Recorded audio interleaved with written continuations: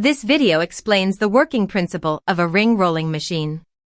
After the ring blank is placed onto the rolling wheel of the machine, the metal material undergoes continuous forming through the action of a series of rolling wheels.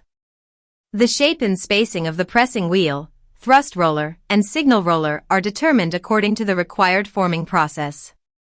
The rotation of the rolling wheel and rollers, along with their relative movement, causes the metal material to undergo plastic deformation in the radial direction, gradually forming the desired shape. If you have any questions about the ring rolling machine, feel free to send us a message at any time.